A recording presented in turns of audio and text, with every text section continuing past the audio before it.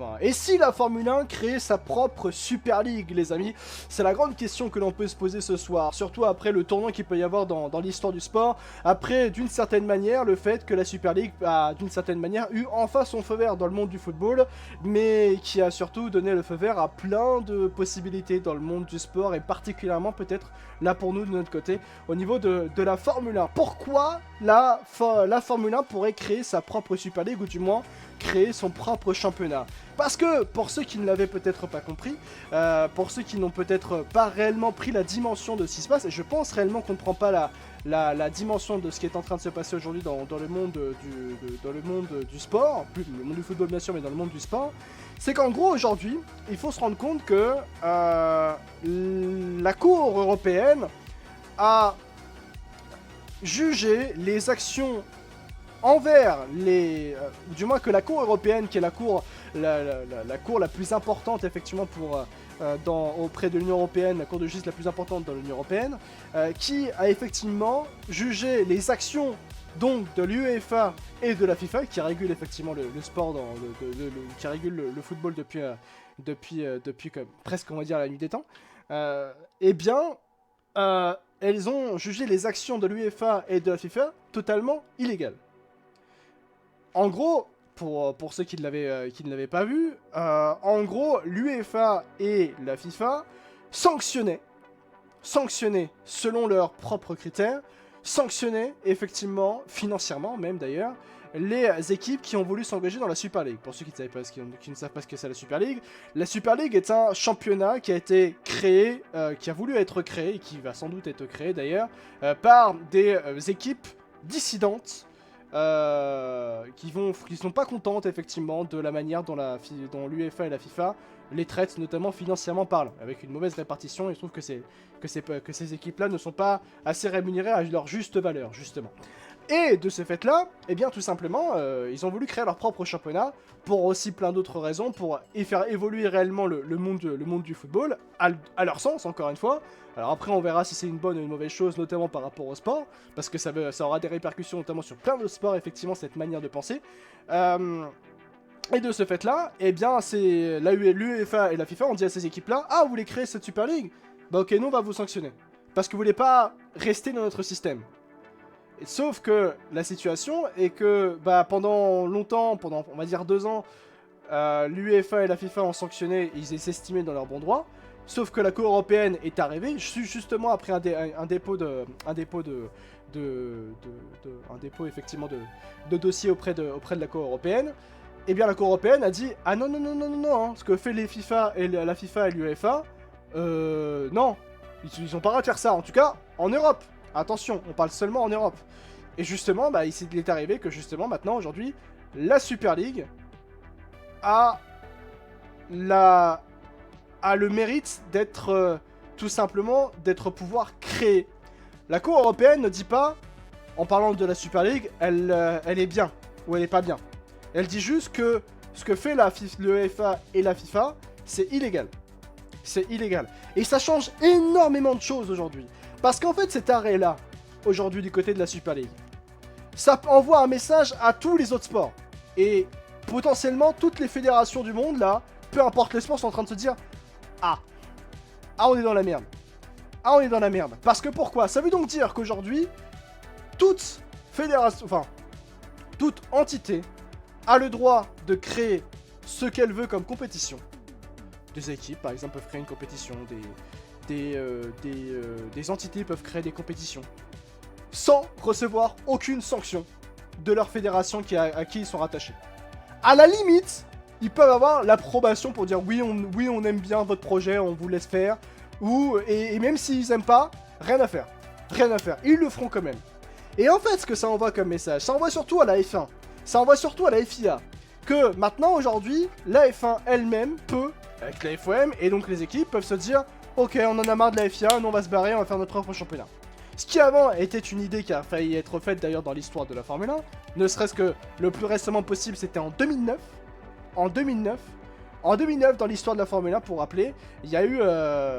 c'est pas nouveau. Oui, non, mais il y avait déjà eu fait le coup en 2009, et c'est pour ça, et c'est exactement là où je veux en venir, effectivement, un petit poussé, parce qu'il y a quand même une histoire où ça change énormément par rapport à 2009. C'est-à-dire qu'en 2009, souviens-toi, un petit poussé, souvenez-vous, pour ceux qui s'en souviennent, mais de toute façon, je vais réexpliquer.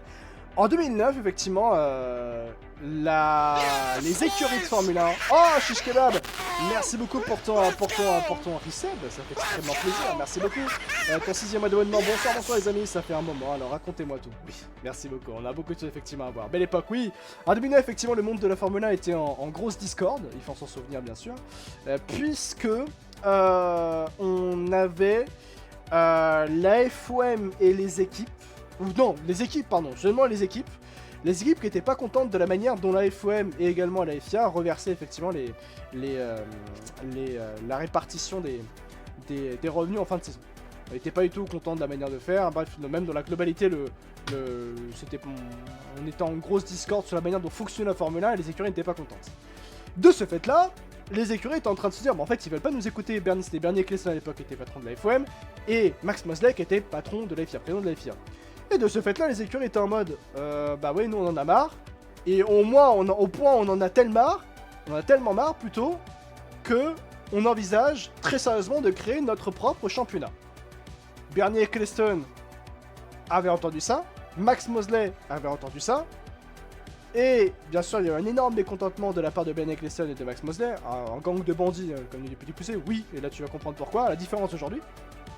C'est-à-dire que Bernie Ecclestone a tenté par tous les moyens de retenir toutes les équipes, mais surtout en usant de manipulations et de, on va dire, de stratégies quelque peu douteuses, même très très douteuses.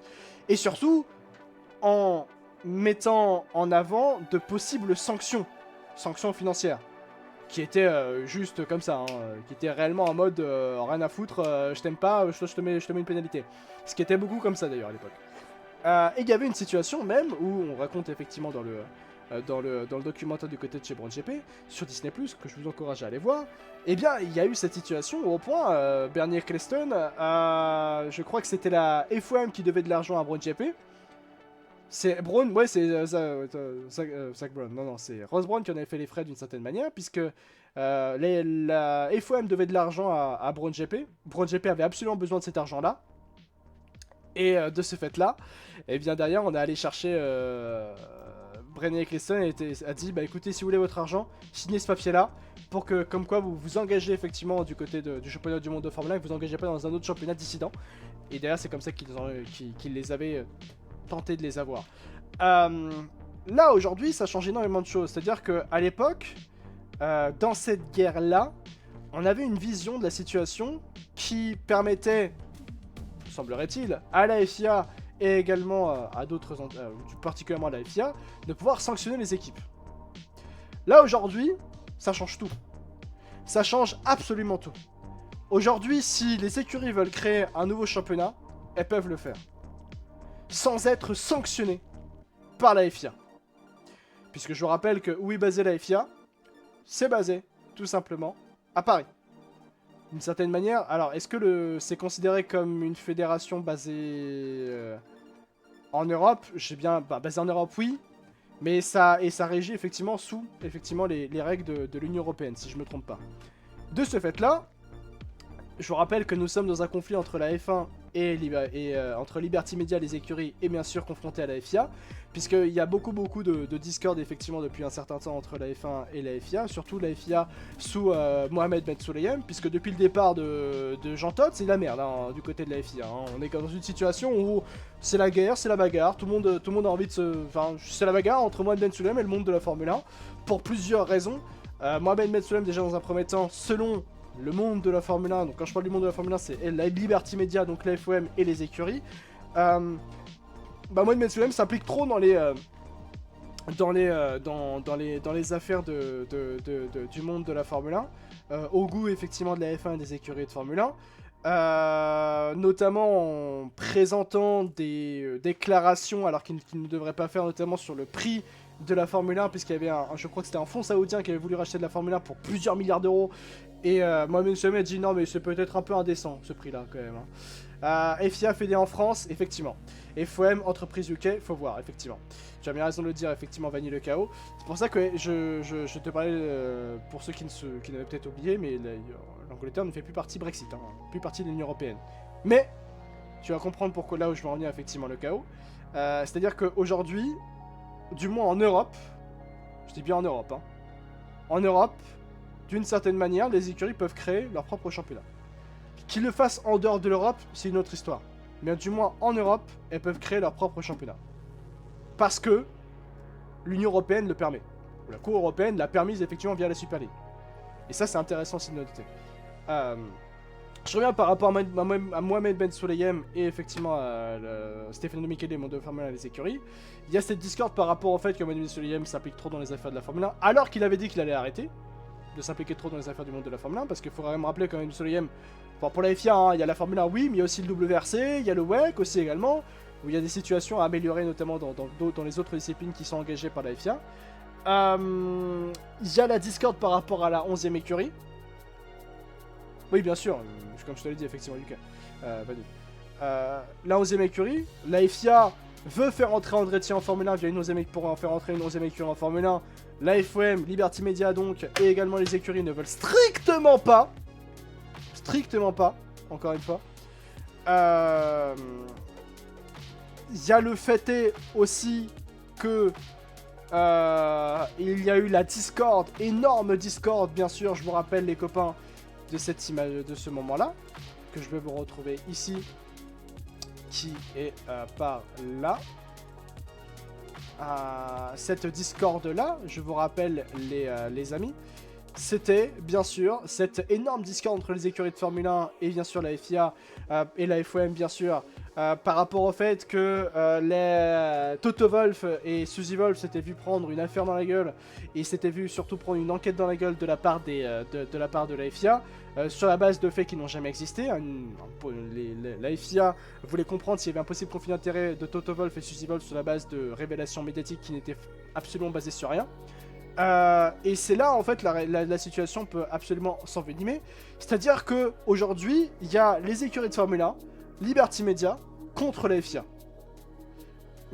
Et que cette situation, Jean Todt avait réussi à tout calmer et à avoir une sérénité, une plénitude et une sérénité réellement entre dans le lien entre la FIA et bien sûr les écuries de Formule 1 et bien sûr Liberty Media. Et on en arrive à une situation où là aujourd'hui on a Mohamed Ben Sulayem qui a d'une certaine manière, et c'est un fait, hein, encore une fois c'est factuellement parlant, a fait tout envoler. A littéralement tout fait voler. Et c'est pour ça que cette création de Super League fait extrêmement mal, peut-être pour la FIA, va peut-être faire extrêmement mal pour la FIA. Parce que je vous rappelle, les dernières déclarations qu'il y a eu auprès de la BBC, c'est-à-dire que, voilà les dernières déclarations qu'on a eues par rapport à la BBC, les amis, Liberty Media menacerait sur la BBC de séparer le championnat de la F1 à la FIA. Les propriétaires de la F1 sont mécontents de la façon dont la FIA et son président Mohamed Ben Sulayem agissent envers la Formule 1, et selon la BBC, un certain nombre de sources ont déclaré à BBC Sport, lors du Grand Prix d'Abu Dhabi, lors du dernier Grand Prix de la saison dernière, que si Mohamed Ben Sulayem continue à agir d'une manière que de hauts responsables considèrent comme préjudiciable au sport, les propriétaires de la Formule 1, Liberty Media, perdraient patience et envisageraient de se séparer de la FIA. Voilà où est-ce qu'on en est aujourd'hui. Voilà, ou du moins telle est la situation aujourd'hui par rapport à ce qu'on a au niveau de la guerre qu'il y a entre Liberty Media, donc la FOM, les écuries de Formule 1, contre la FIA. J'insiste réellement sur ce point, ce qui se passe aujourd'hui entre Liberty, avec la création, enfin cette Super League d'une certaine manière, dans le football, elle a des répercussions énormes sur la manière dont le sport va évoluer.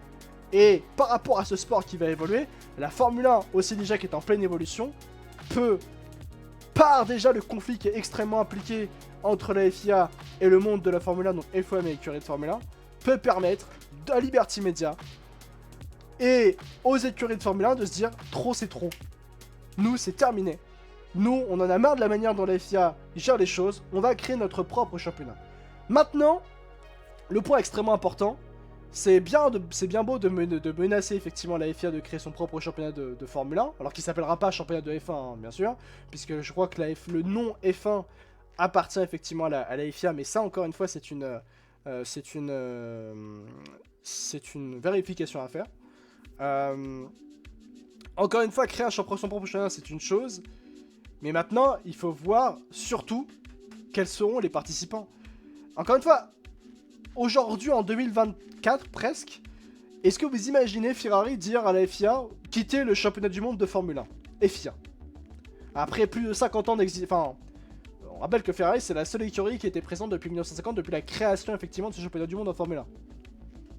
C'est ça aussi, il faut se dire. Et pourtant, Ferrari a failli quitter aussi la Formule 1 à l'issue de son 2009 pour aller dans le championnat dissident, bien sûr, à la FIA.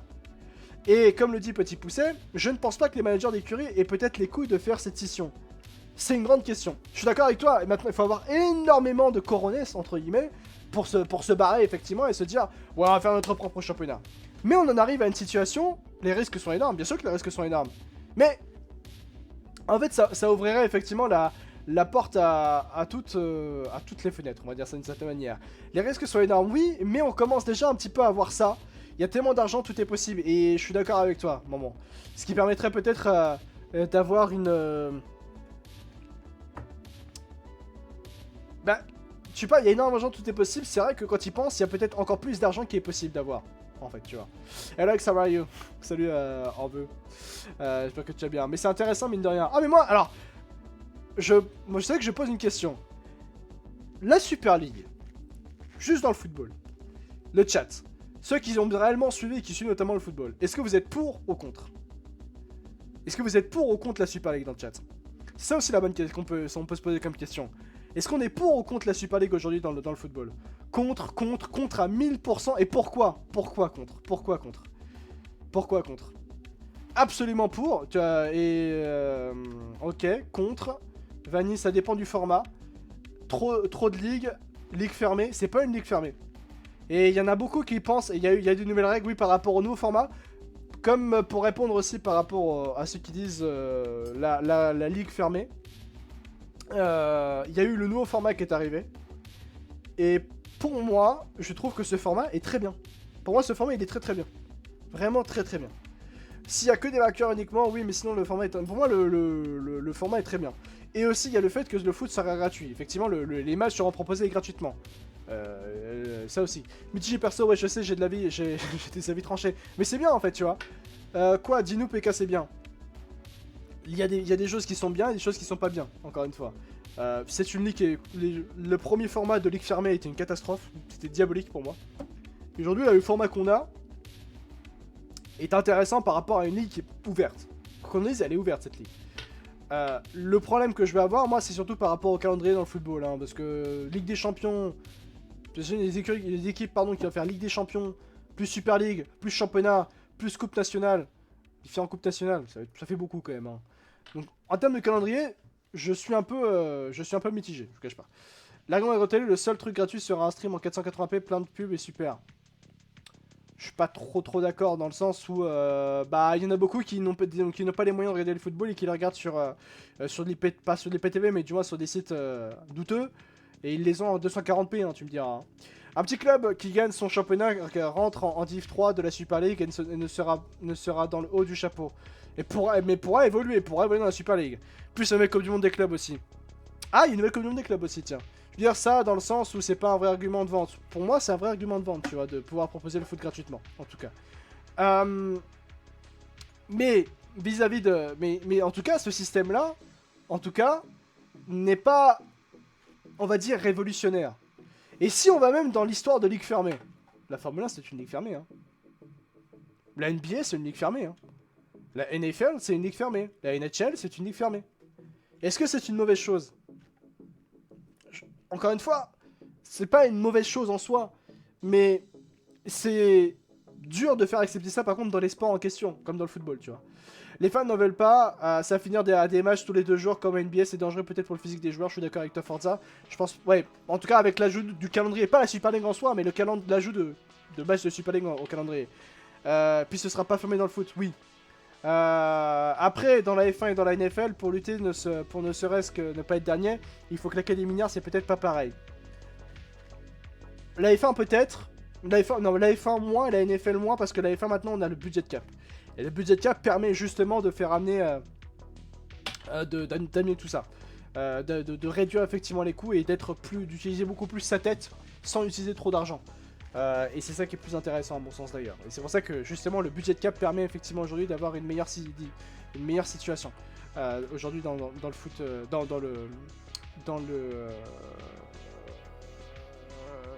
Ah, je viens de voir que Williams annonce la présentation le même jour. Ah, Williams va aussi présenter le 5 février d'ailleurs. NBA, tu vois le salary cap, oui, aussi. En NFL aussi, il me semble, et en MLS, même si en MLS, ils ont mis la règle Beckham quand Beckham est arrivé pour avoir des joueurs au-dessus du salary cap qui ne sont pas inclus dans le salary cap, qui est extrêmement intéressant pour le développement d'un championnat. Oui, Williams se présentera aussi le 5 février. Et en plus, tu as avant la trade internationale, l'organisme des joueurs seront comme au GP du Qatar. Ouais.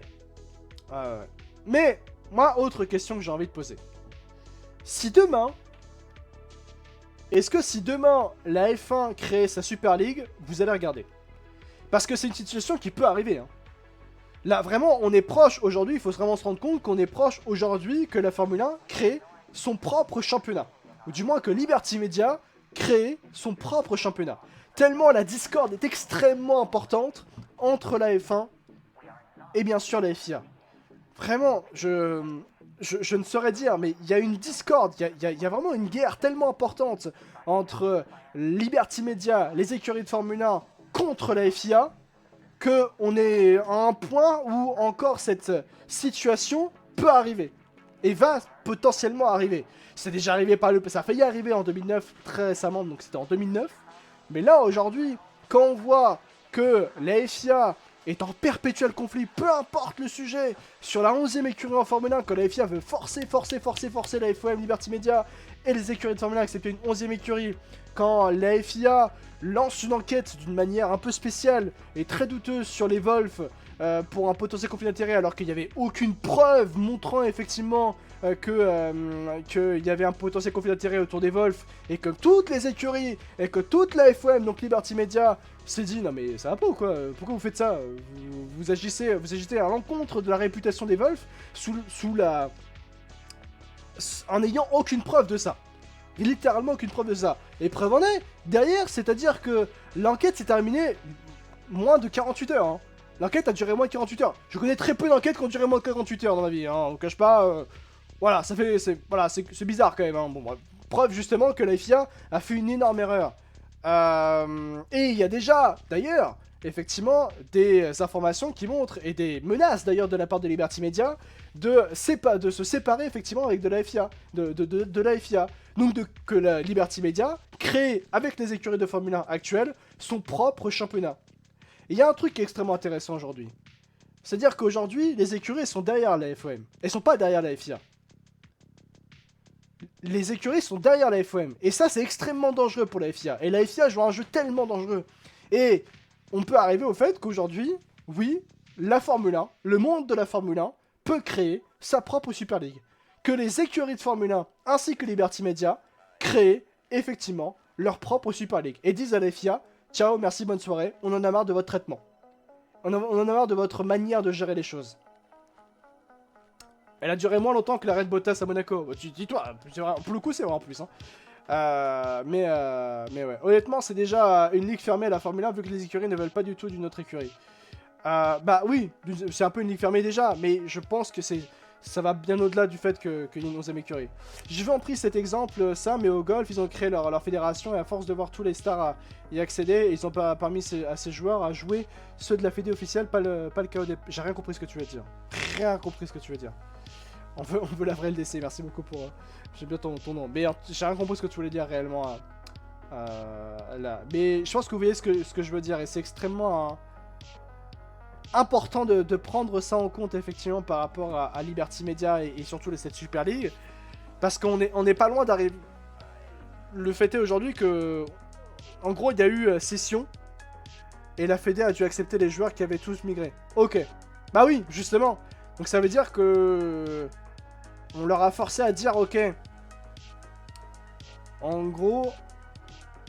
Ok, donc en gros, si je comprends bien, Vanny, c'est-à-dire qu'on a dit on a dit à la fédération, même si les autres se sont barrés, pour gagner peut-être avoir un système plus lucratif pour eux, bah, la FED a dû leur dire, a dû les accepter quoi qu'il en soit.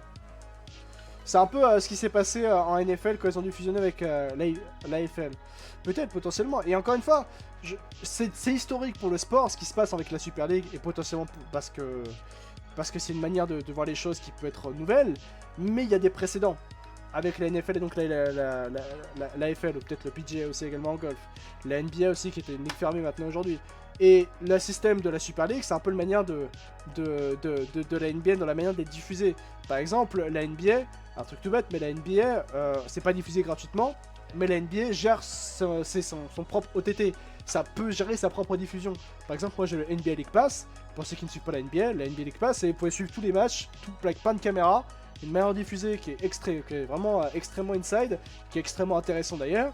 Et aujourd'hui, bah la NBA League Pass, c'est ça. Et aujourd'hui, la Super League veut créer ça. Je crois avec sa société AS22 si je me trompe pas. Alors aux US, il me semble que c'est partiellement gratos. Partiellement gratos, la NBA League Pass, je pense pas que ce soit gratos le League Pass. Du coup, le League Pass, ça peut pas. Je pense que c'est pas gratos.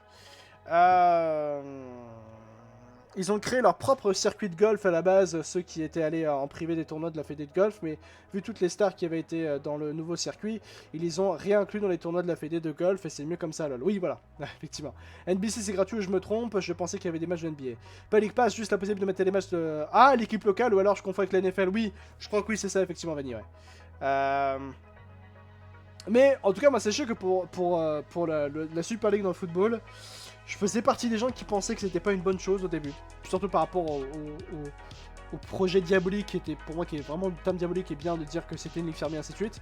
Là, aujourd'hui, le nouveau projet, plus ouvert, je trouve que c'est mieux. Je trouve qu'il est mieux et je trouve qu'il est extrêmement intéressant, à mon sens. Donc, et je pense que c'est un projet qui mérite d'exister. Voilà.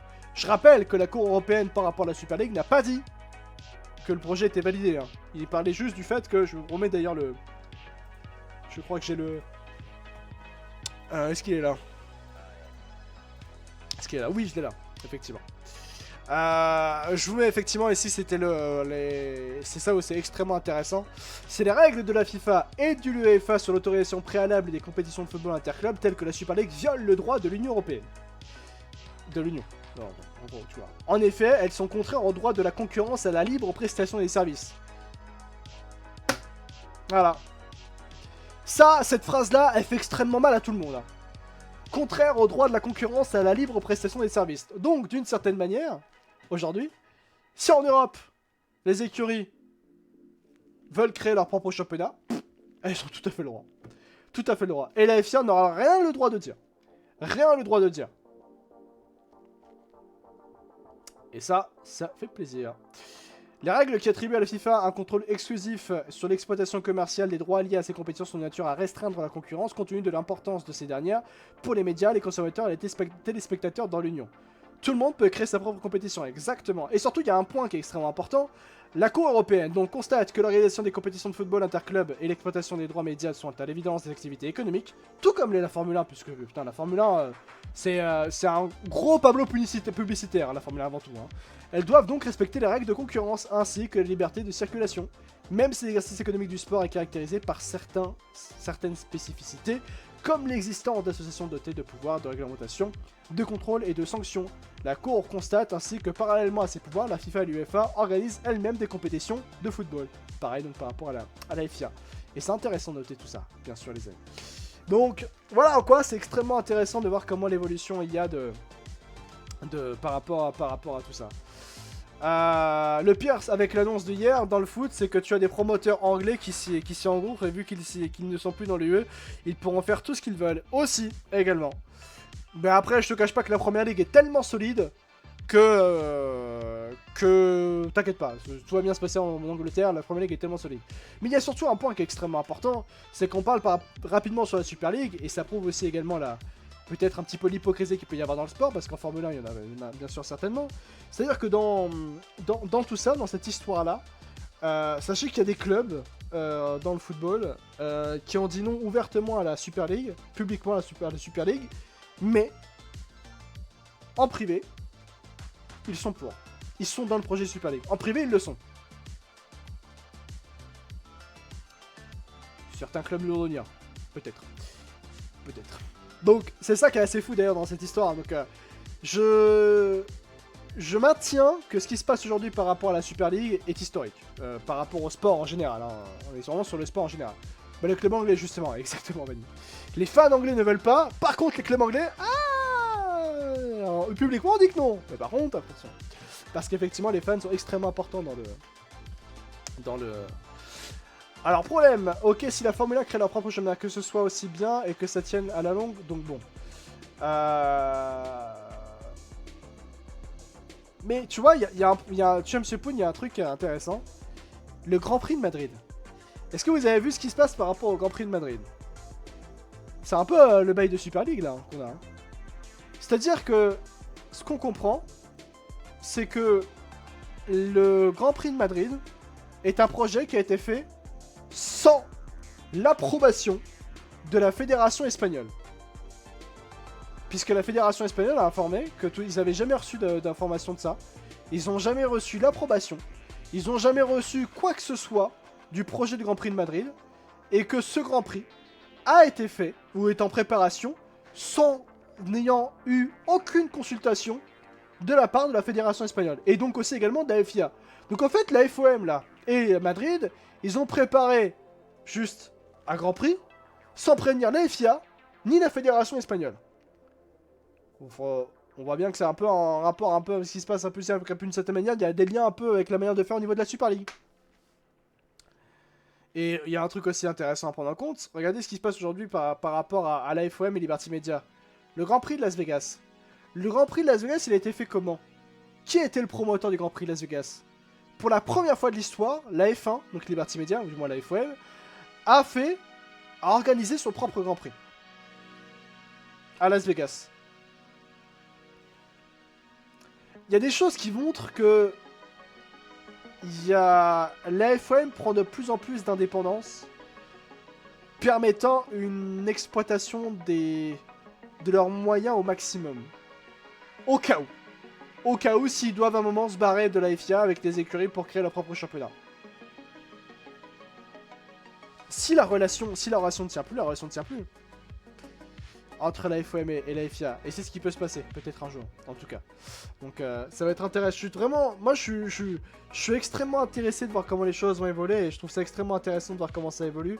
Parce qu'on est vraiment sur un point qui peut nous amener à faire à voir effectivement la dissolution, effectivement, d'un championnat. La scission, effectivement. La scission, plutôt, entre la FIA et la FOM. Le changement n'est pas toujours mauvais, hein. Oui, le changement n'est pas toujours mauvais, hein, et moi-même, je peux le dire aujourd'hui dans ma vie presque d'une certaine manière. Mais ouais, c'est ça qui est intéressant, c'est-à-dire que là, il y a potentiellement un changement qui peut arriver dans le monde de la Formule 1.